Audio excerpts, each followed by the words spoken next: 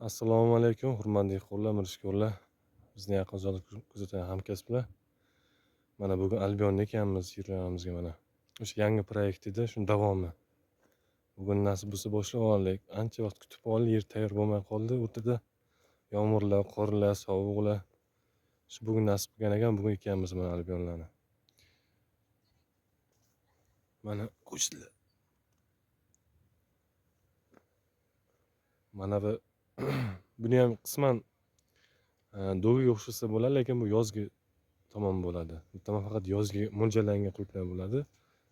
Bu tomon balagan sistemasi bo'ladi.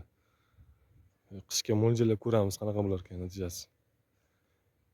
Bu tomon faqat yozgi uchun qora sitka bo'ladi, ustida so'kalar bo'ladi.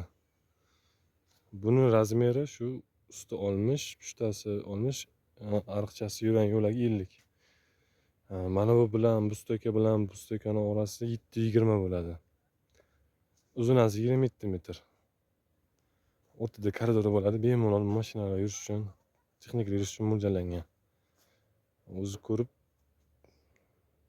ko'rinadiki, o'zi yerlar hali ham loy, o'zi shunga qaramasdan ekishni boshlab yubordik, kechib ketmasin deb. Yana ham o'zi yanvar boshida ekmoqchi edik. Aytganimdek qor, yomg'ir, sovuq hammasida birdan kelib qoldi. Ekolmadik yanvar sovuqlarga.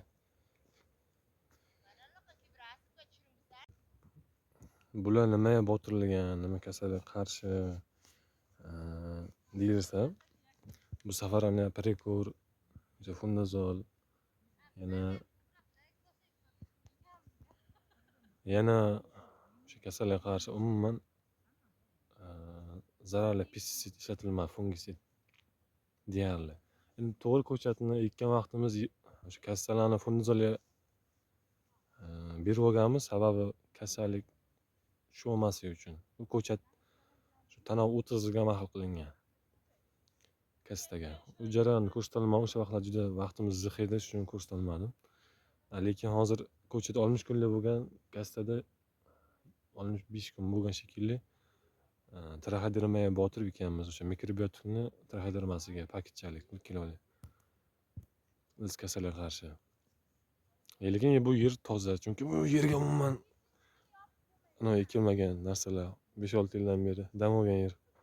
Yerda kuchi hali yetadi biron yerga. Yaxshi. Bizda shu hozircha yana ham o'zgarishlar ko'payaversa videolarni qo'yib boraveramiz. Hozircha dam olayotgan yerlar o'zimizda dam olib, yerga qo'shilib. Bu tomonda o't bosib ketganini o'tdan tozalaymiz. Ko'rinib turibdi o't ko'pligi. Bu tomon qarovsiz yer bo'lganicha 5-6 yildan beri o't tushib ketgan ko'p.